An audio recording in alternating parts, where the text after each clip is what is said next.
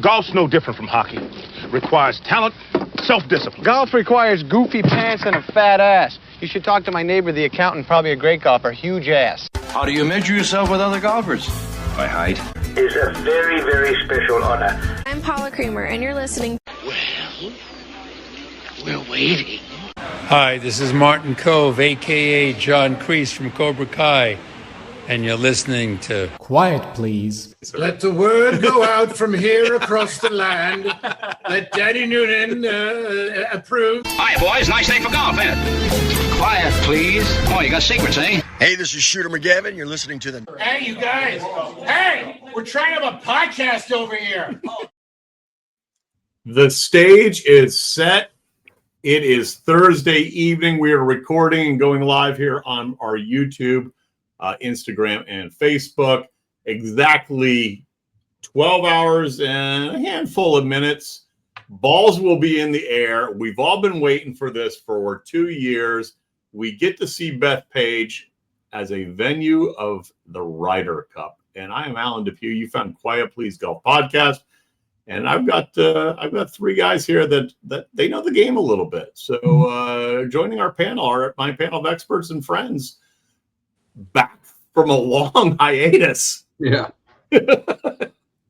Brendan Elliott, is that you? Good evening. It is I. It is you. See? Proof. He's alive. Representing New England in Boston. Both Bob Baldessari of Reimagine Golf and Andy Hydorn. Don't be that guy. Do not be that guy. I got the Ryder Cup going. Got the Ryder Cup going. So, hey, let's just throw this out there right now, guys. As we tell everybody, we love interaction with people. Feel free to chime in. Keep it clean. Pops up on the screen. We'll try to integrate you into the conversation because, as I mentioned, Ryder Cup tomorrow. Pairings have already been announced. We're going to dissect it. BE, in honor of your return, it's all you. What's your thoughts? Yeah. I know you put out some articles about it recently. There's a couple surprises, like that last match going out in the morning, Xander and Cantley. Those were my two guys in my predictions that I said were going to be the shit show for the U.S. And I have to put that in context because I've written and blasted about how the media stirs up stuff, and here I go doing that. But Xander and Patrick Cantley are both phenomenal golfers. What I mean is they're not in their best form currently, and I see them getting absolutely stomped by McIntyre and Victor Hovland. However, the other matches, Harris English will kind of carry Colin. I think Morikawa is going to find his footing, but that's going to be a tough one because it's Rory and Tommy. I mean, that's your buzzsaw for the Euros. Scotty and Russell will take that one pretty handily, I think. Ludwig and Fitzpatrick. And then the first group out, man, I love how Keegan is really riding Bryson and seeing the value Bryson brings to the team because people will be hooting and hollering for him. If he drives that first green, man, holy crap. We will be off to the races. Andy? Yeah, I the first thing I look for is who's sitting, you know? Mm-hmm. And for the U.S., it's Sam Burns, it's J.J. Spawn, it's Ben Griffin, and it's Cam Young. And then for the European side, it's Shane Lowry, Justin Rose, Rasmus Højgaard, and Sepp Straka. So it's always interesting to see the dynamic of the Ryder Cup just with the 8 out of 12 guys are playing in all the partners matches. So it's always interesting to see who sits, and we don't really know why they sit because I agree with Brendan. You know, you look at like Schauffele especially being not in his best playing form. So it's always interesting to see that. So again, that's what I look for first. Bobby, your initial thoughts? We're already getting comments. I love it. Yeah, I actually agree with Miguel. Just Miguel, what's his name? Miguel Hall of Fame guy Rodriguez. Yes. I agree with Miguel 100% as far as I think Bryson can get really, really good, or he's going to be really kind of wild. And you put him with Justin JT, who you hope he's on. And I think JT at times gets super aggressive. You got two crazy aggressive guys in a format that really is a little more cautious, play for the middle. We've all played in these foursomes, or it's mentally a crazy exercise. So I saw that match and I went, wow, I can't believe those two are together. I really did. I thought in my mind, I thought Bryson would go out, but put him with like Harris English or maybe Henley. Like I kind of went, steady Eddie. We agree with Brendan. If he drives that first hole, it's going to be crazy. But he could. I don't know. This could be the most exciting or the most crazy first match ever. I said a couple of weeks ago, I thought that JT was the only one that could match his energy, but no way did I have him slated to go out in foursomes. JT may have him. I agree. I agree, AD. I think using Bryson in foursomes, and it's hard to sit Bryson because he's such a great player, but using him in foursomes that's got to be tough, not just for him but for his partner. Yeah. Well, I mean, I guess the logic, if you're to believe the pundits on TV, the logic is because JT's a great wedge player, maybe the best one actually there, that Bryson can bang it up there as far and JT can spin it in tight. I guess. I mean, I still want to use him. I understand sitting rows. Andy, your point, because I was looking at who got sad also. I can understand sitting rows. He's the oldest. I think he's the oldest guy there, right? And you don't want to wear him out, even though he can be so calming on some of the younger guys. But they don't have any younger guys. This was my conversation earlier with somebody. They're so deep. They're so deep. Yeah, but they have some Ryder Cup young guys. I got a question for our guy Miguel Rodriguez out there. If he can respond when he said he's walking the course and looked tough. How was the rough? I was interested about the rough, the density, how thick. Funny you say that, Bob, because over on our Instagram page, I'm assuming it's the Hall of Fame guy. I'm assuming that's Miguel over on there as well. But I actually responded I was supposed to be up there yesterday. My first question was how deep is the rough up there? And then I have statistics to back things up. So if Miguel does want to respond, I will chime in with my statistics. Crafted in true form, BE, on the back of a torn envelope. Let's hear it. They were saying that everybody wanted to see the carnage of Bethpage, but the rough is cut low. Yeah. I heard that. So clearly they're thinking, okay, well, works out for the Bombers of Team USA. But if this is just the driving distances. I know you can't see that because I flashed it up there. But statistically, our driving distances are actually not. Maybe we're more consistent, but the longest hitters are actually on Team Europe. Yeah, so Rasmus Højgaard is one of the longer hitters, right? Højgaard is average 318. Who's you got here? If you want some boring stats thrown at you, Rory's got to be up there. 323, Aubert 319, Højgaard 318, and then there's a big drop off. Although we don't have Hatton and Rahm, why don't we have Hatton and Rahm? I wonder where they're playing. But then you look at Team USA. You got Xander and Cam Young and Bryson. And Young is 313 and Xander's at 312. And Miguel says, hopefully 47 coming off a broken ankle. So going down hole one as a spectator, rough was low. Rough was low. Rough is low. Trying to find, there were stats somewhere I saw where they broke down strokes gained for both teams. That may be what you're referring to, AD, when you were putting your stats together. I was purely going off of driving distance, my friend. But I can't seem to find that. I put it in one of my articles, but it was interesting. Like some areas where you would think one team was stronger than the other. It was almost the opposite. And I don't want to misquote without seeing it, so I can't remember if it was Euros were better putters or vice versa. But I say it's pretty evenly matched. I know revving up to this in the last couple of weeks, you know, some of us thought that the Euros were going to just absolutely stomp on them. But I really think what we saw, and you guys might have talked about this in my absence, but I think what we saw at the Pro Corps from the Americans was positive. And I think what we saw from some of the Euros in what was the last event they played in France? Was not in France. It was the BMW. No, BMW. Yeah, BMW. Sorry. Some of them did not play good. McIntyre didn't play good. Fleetwood didn't play good. So I think it's going to be pretty evenly matched. But like every Ryder Cup, it's going to be a momentum thing, and who can really get hyped up or bounce back if need be.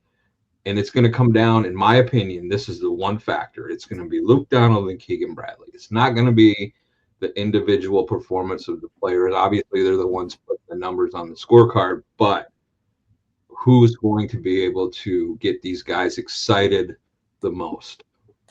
Well, Luke is one up after the speeches yesterday. I agree.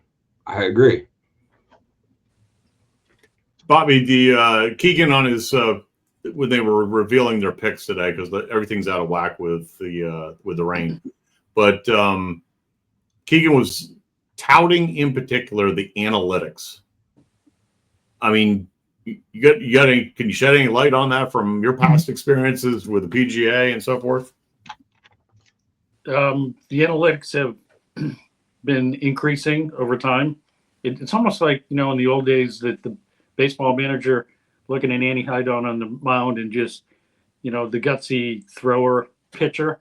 Now it's analytics, and it's like, 80 pitches, you're done.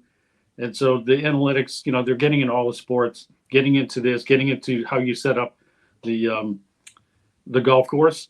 I don't know if you have analytics for what's in your chest, what's in your mind, between your ears, the old Bobby Jones thing, the adrenaline. Guys are hitting balls every day, practicing every day, get on the first tee, adrenaline through the roof. How do you control that? Coming down the stretch, you know, those are the intangibles I look at. You can have all the data. Brendan Elliott's the best wedge player from 100 yards in. You've got 80 yards in to a tuck pin, and it's the whole Ryder Cup's on your shoulders. Like, can you handle that?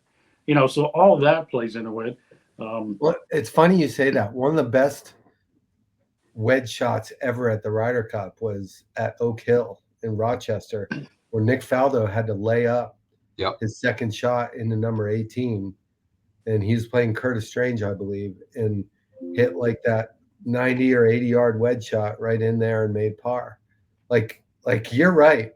The difference between what nerves can do for you on a shot like that is way more than happens on other type of golf shots. So, you know, those touchy feely wedge shots are everything.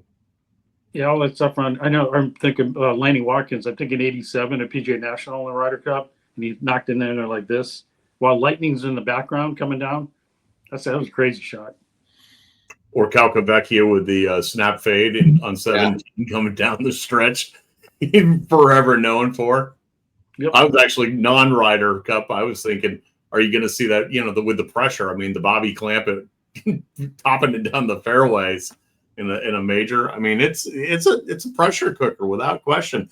And Andy, I mean, we do have the coach's nightmare apparently on our team. Bryson? Allegedly. Yeah. Well, I mean, look, I think you get what you get with him, and it's the good and the bad. So that'll be interesting. I do feel like if he plays well, like he will bring a ton of energy and momentum, as we talked about being so important in this thing. He'll bring it. I think if he doesn't play well, we've seen him. We saw him on that live for TV match where he acted like a baby when things weren't going his way. So I don't know. It could be interesting. He looked pretty serious during the opening ceremonies. Miguel chimed in one more soft greens early tomorrow. Who does that benefit? First two groups going out, Team USA or Team Europe? That combination of if that's the case, if the greens are going to be soft, that combination of Bryson and Thomas might really play well into that, and that might have been a factor for Keegan to do that. Now they say they've had the pairings pretty much put together for a long time, but I don't know. I don't know if I 100% agree with that. You gotta take where they're at this moment right now. But generally looking at how each of those two guys play, I think that the softer greens will favor that first match going out for sure for the US. Yeah, hitting high lofted second shots from the rough, like soft greens help that a lot. Mm-hmm. Yep. So it's almost like Bryson at Winged Foot. Yeah, which was amazing, right? Like I remember being so amazed at how long the rough looked at Winged Foot, but he was hitting wedges out of there, right? And it looked like it was 6 inches long, and he was just ripping through that grass like it was nothing. Bobby, I asked about the analytics, and I found it fascinating during his presser today that they obviously asked him, "Are you going for it at number one?" And he's like, "Well, it's a driver. Any way I play it, it's a driver. If it's wind's in my face, it's a driver. If it's downwind, you can reach it. It's crosswind, it's a drive. So it's definitely a driver. If he's hitting the driver, he'll be hitting the driver because the crowd wants him to hit the driver, and they want the crowd into it, as we've all been saying. But what was fascinating was he goes, you got to get it to 200 in order to have a chance to get it to the front of the green. What, ball speed? Ball speed. So here's my question. If any of you know this, like as the crow flies from tee to green, like what's the yard? Because I know the yardage of the hole is like, what, 380 or something like that? Yeah, you know what? I don't know what it is. I know he did mention that something about carrying it at 382 or hitting it at 382.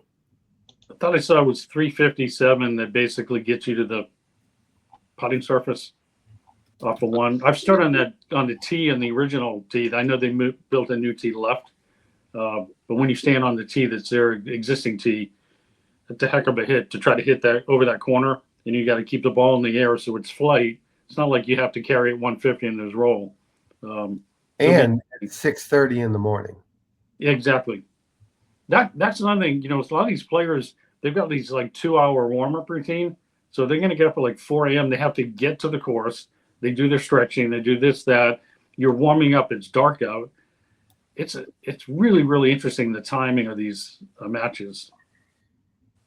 Has that been typical? I can't remember. I thought it was more like 8 o'clock, 8:30 from what I remember in the past. It might be a weather thing. I don't know. Yeah. I don't know. So we have another question from Karen Joyce. I'm taking liberty of pronouncing her first name, or his first name. But how many points does home course advantage equate to, in your opinion? I think it's good question. Easily more than 2. Oh yeah, I was going to say 2.5 to 3. Yeah. Well, we had B. You weren't here last week. We asked the question. I think you mentioned it about Keegan and Luke Donald. But how much does the captain contribute? What do you think that really? How many points is the captain worth? I said it was only 1. It just depends on. Like you can go back and look at some captains like the Azinger model or the Watson model or the style of the captain. It can vary greatly. I think it could be 2-3 points or like you're saying, it could be very, very minimal. I lean on the minimal side. To answer the question, I went to the most trusted source out there, Google Maps, and 1,178 feet. That translates into 392 yards as the crow flies. Really? How long is the hole? 410? It was 408 or 1,274 if you play it to the corner and in. That's a poke, Andy. Andy Highgorn can pull that shot off. How many inches is that? Christian can make that shot. Christian could definitely make that shot without question. He could that small that thing. So, what pairing in the groups do you think surprised you the most?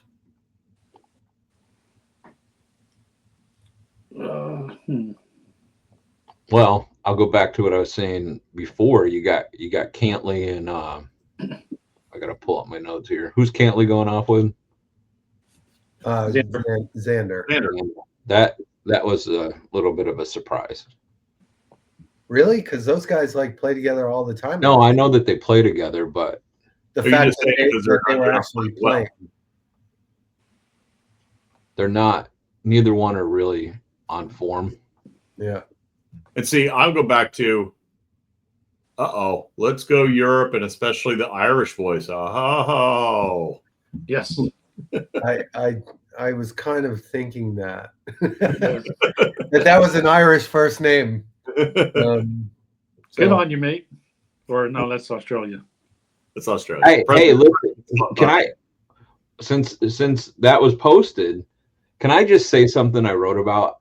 I love the majority of the guys on the Euro side, and I understand that this is us versus them or US versus Europe, but it's such a connected world now, and these guys are friends on both sides that I'm having a hard time. Yes, I'll root for the US, of course, but if Rory stiffs one and makes a great shot and taps in an eagle, or Hatton, I don't care. I'm here to watch. Or this week I'm tuning in for good golf, and I think if we think that way, which the Ryder Cup, President's Cup, Solheim Cup, these events bring out the best golf that you're ever going to see, and I think that's what we should appreciate versus the booing. And I'm very nervous about how that crowd's going to be acting up there in Long Island.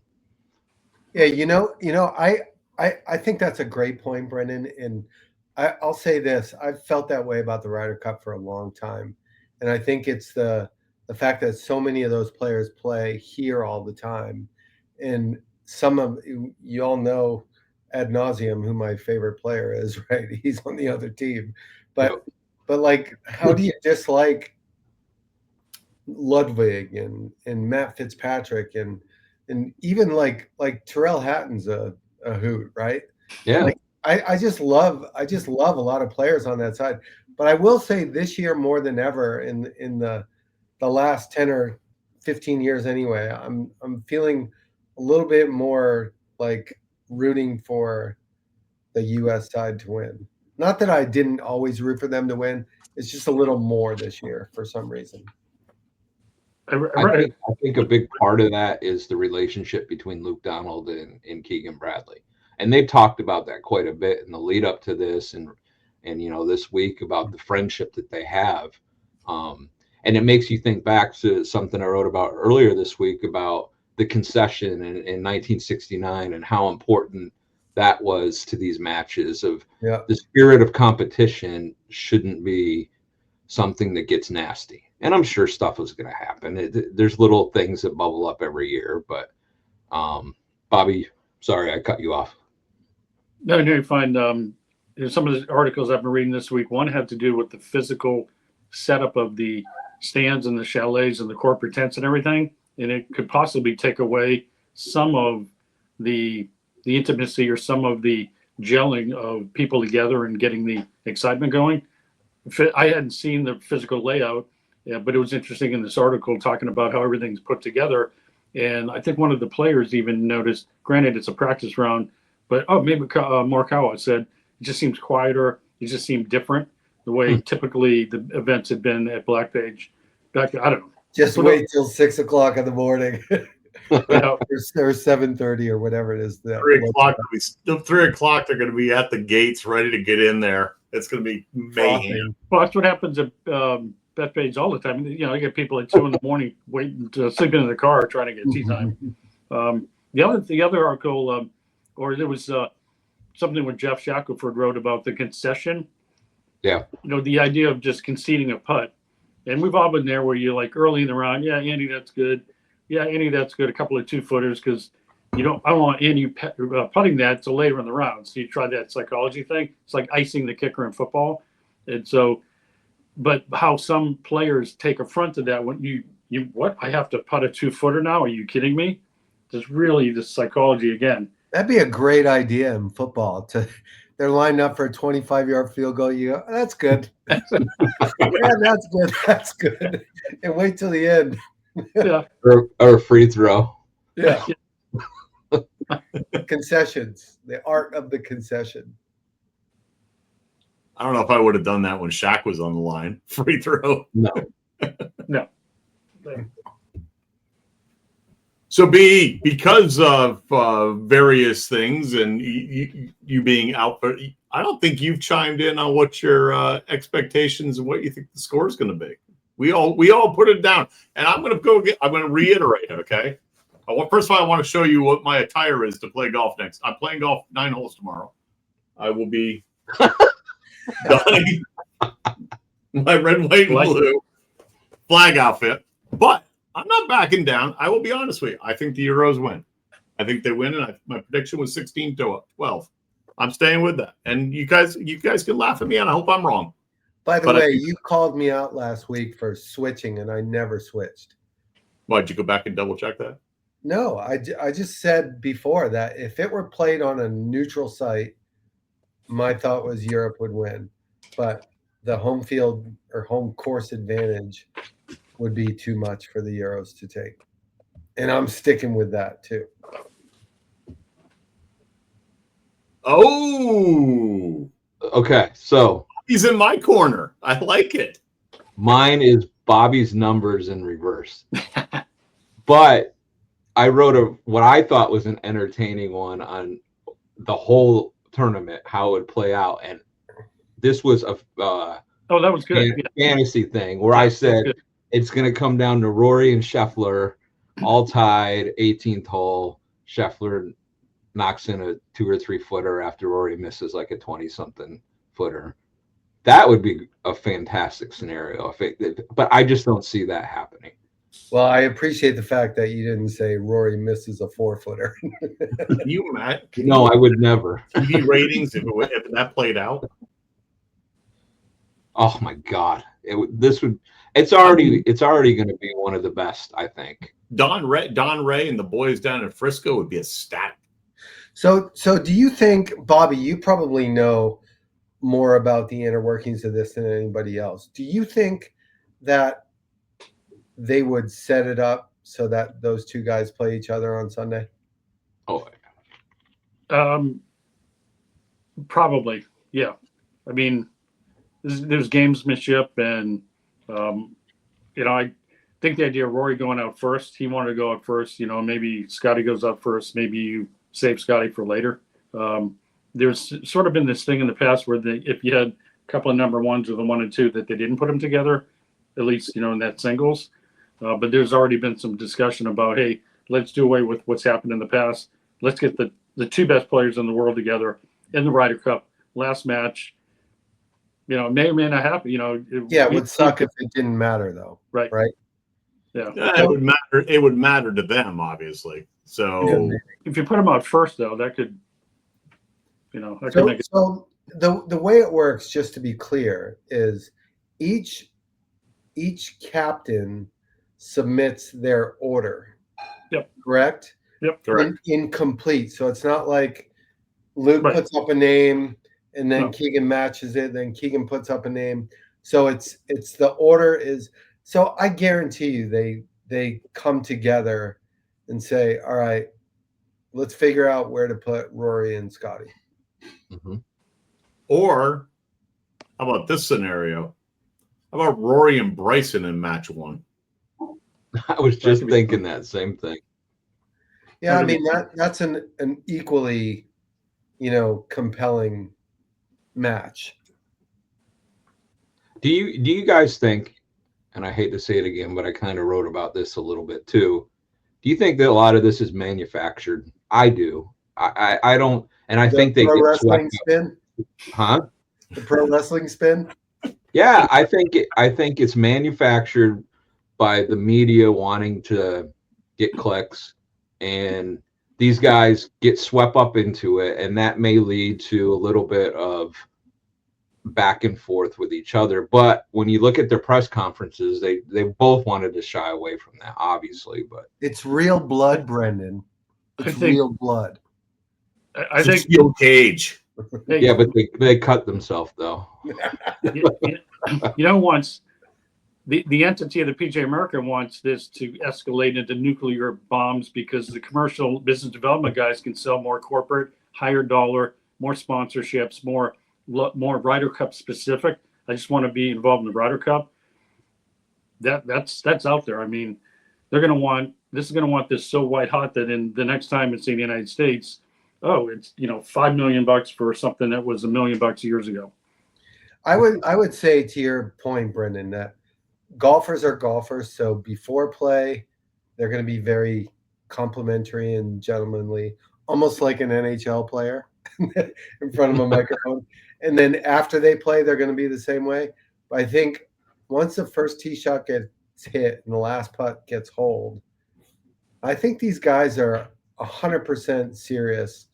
And how about Rory last Ryder Cup in the parking lot? Yeah, that's not fake. No, I'm not saying that what transpires is fake.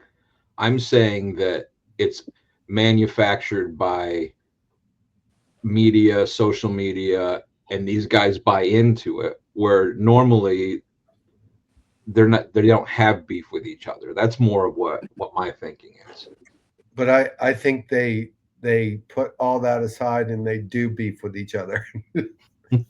I think to use your analogy, Andy, I mean, yeah, there's all the niceties on a hockey rink, and then the chirping starts in the middle of the game, and I mean, you're so shocked that they don't punch each other in handshake lines. I mean, yeah, think of an NFL interview versus an NHL interview. The NFL guys saying they can't cover me, they can't block me, they can't this, they can't that. And the NHL guy, those guys are really good. They're tough. They're a great club. Hey, when Cody Rhodes and John Cena beat the shit out of each other, they hugged afterwards. You guys ready for some Ryder Cup trivia? Oh, wait a minute. Yes. Almost. Now I am. I got a few of them. We're going to go rapid fire. Oh, okay. You ready? Which, I don't want to give it away. Who has won the most overall matches won in Ryder Cup history? Which person? Yes. Okay. Person. Hold on. I know that. I'm going to say Sergio. He is. Yep. What was the largest margin of victory team match wise? 10 points.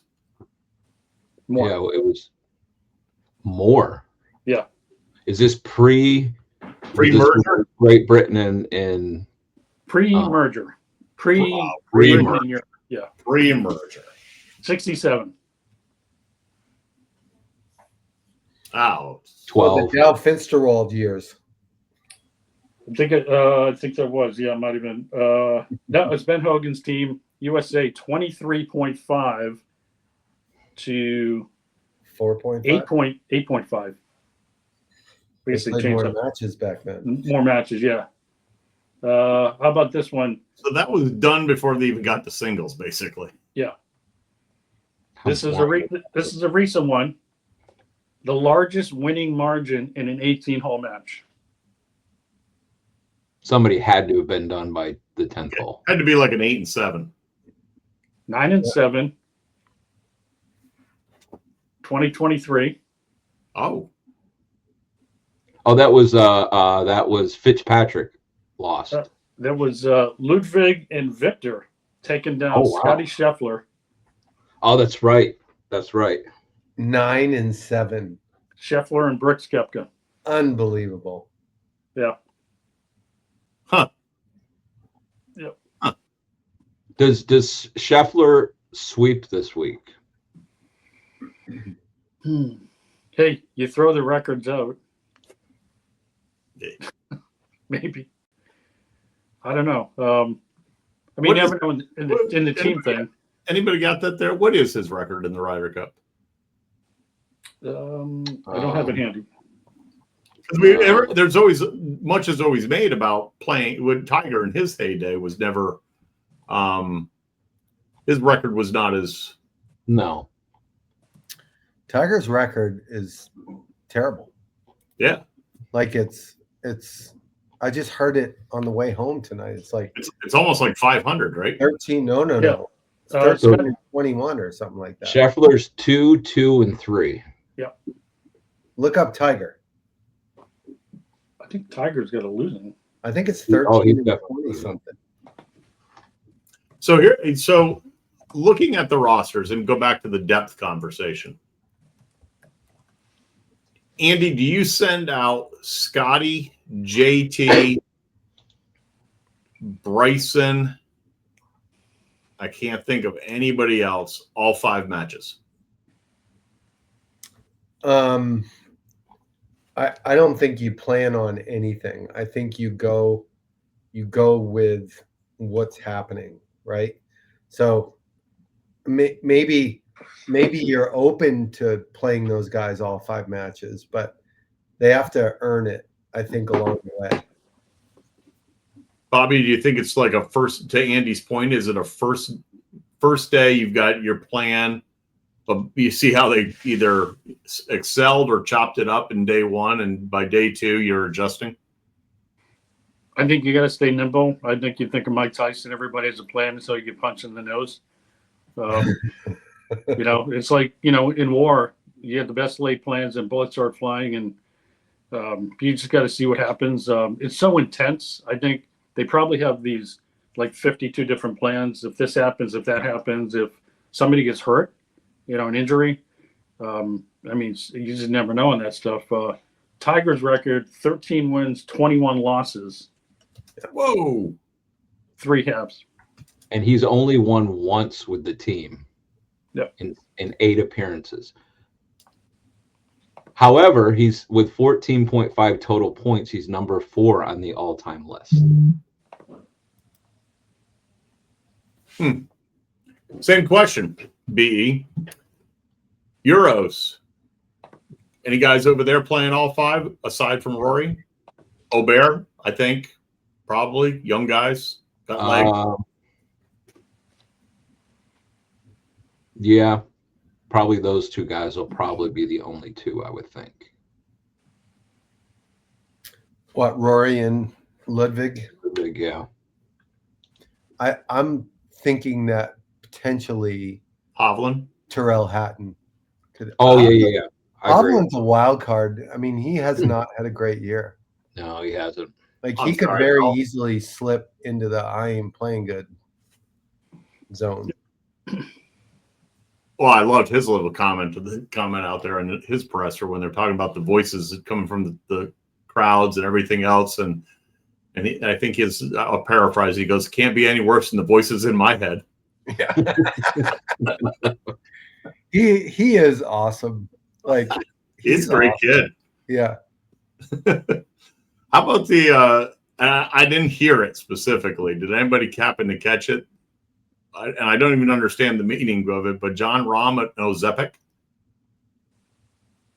Somebody yelled at him something. It was either, "Are you on Ozepek?" or "How's the Ozepek working out for you?" No way. I swear to God, first tee. Does he look like he's lost some weight? New York. Oh, it's gonna get good. He does. Well, I did look at him and think he had lost a little weight, though, to be honest with you. Okay. Morikawa basically calling for carnage. He goes, "I want the fans to just go insane." He's a weird guy. He's hard to figure out. But remember, Andy, when we were compiling our teams before the picks, and I don't want to quote fake news. I actually did read this someplace, although I cannot footnote it to my writer colleague here. Morikawa plays long golf course as well. Yeah, he does statistically. Yeah, that's true. And he's going to need to. Yeah. Do any of these? Just a question for you guys is: do any of these guys who aren't playing well or don't have a great record, like a Fitzpatrick or whoever, do any of them make this week about, hey, look, I can still play this game type of week for themselves, or Shoffley, or any of those guys that are a little bit question marks? I think match play helps a little bit versus if you were teaming up in the U.S. Open right now. I think match play, I think having teammates around is helpful. I think where you're going to play in what format for foursome, four ball. So, yeah, I think I've said this before where, I personally remember going into some tournaments before and feeling like, I don't really have it. And literally on the driving range or the second shot of the round, just felt like, oh, wow, that swing felt really good. And I just clicked and took it for the round. Like, it's such an interesting game, isn't it? I mean, you just never know.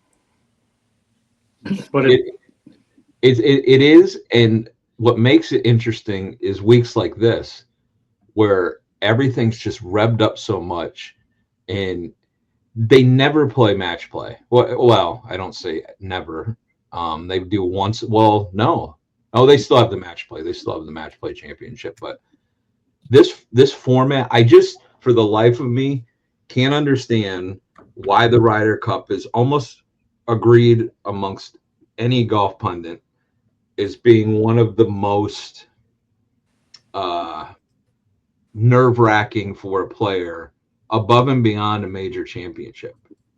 Like, is it the team aspect, or what do you guys think? Absolutely. Like, and they were talking today about Tiger's record, and when he's playing with a partner, there's so much pressure on the partner to want to perform for Tiger. Yeah. That especially in a foursomes match, if your partner's no good, you're losing. And in a four-ball match, there's some of that goes on too. So, but I just think that the added pressure to perform for anyone outside your own self is exponential. Yeah, I'll add on that. Like if I don't know, pick a player on either side. If they get on one of the holes and they hit a god awful shot, or coming up by 18 and they miss a putt, they lost for Europe. They lost for United States of America. If it's in the Masters, it's too bad, Victor Hovland. You lost the Masters in individual.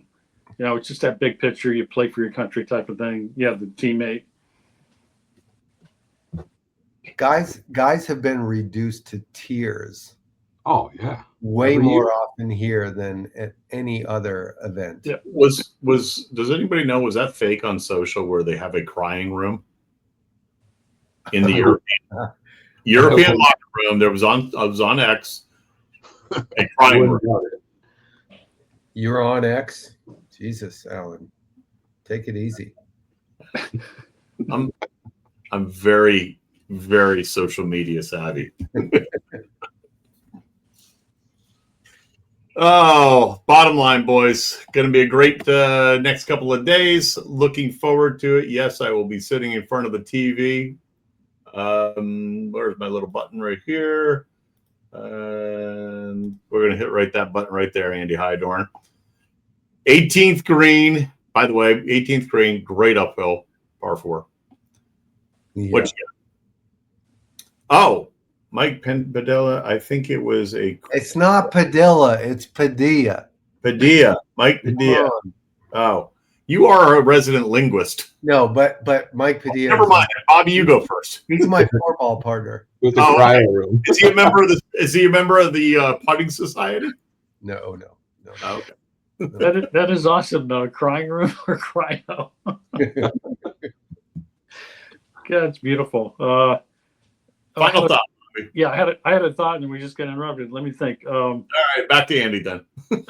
So Mike Padilla is the one, by the way, that got us John Wood to be on our show. Oh, thank you, Mike. Mike will be leaning in again on that shortly. There you go. But yeah, happy Ryder Cup weekend.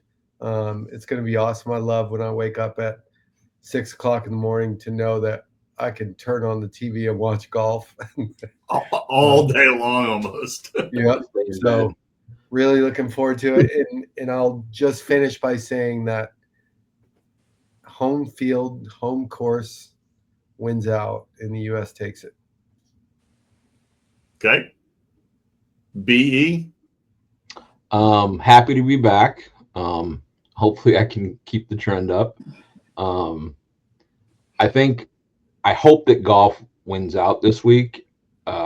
We've got too much crap going on in this world to have other negative things happen in an event that we all love to watch. So I hope golf is the winner. But as far as the competition goes, I think it's U.S. is going to take this one. I'm with Andy.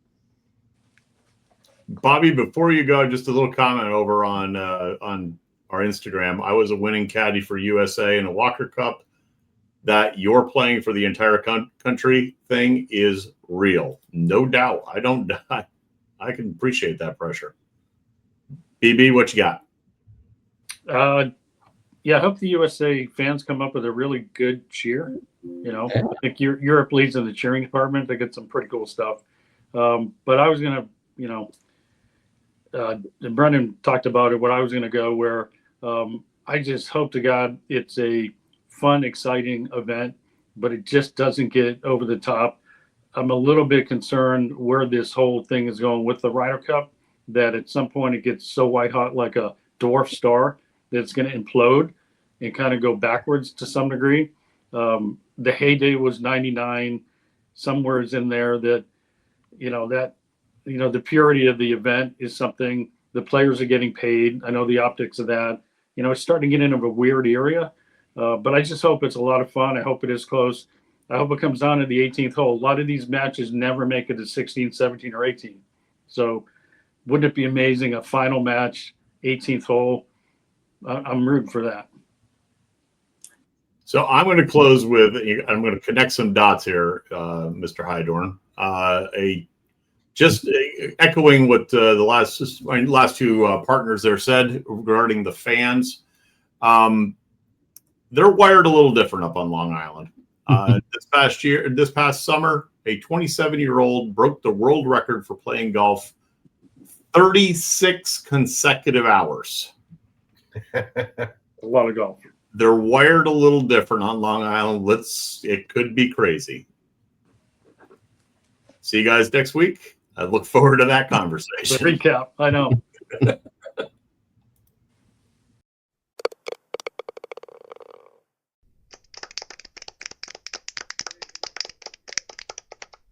You only have one opportunity to sell your golf property. Shouldn't you partner with an expert that offers you 30-plus years of golf industry experience, combined with the reach of a global leader in real estate? Colliers International Golf Brokerage and Advisory Services understands your unique business needs. Whether it is brokerage, management, and consulting, be reassured that the market leader in the business of golf is providing you the real answers and practical solutions you deserve. Contact Golf Talk Live co-host and Colliers Golf Advisory Services member Alan Depew today at 717-554-8519. That's 717-554-8519.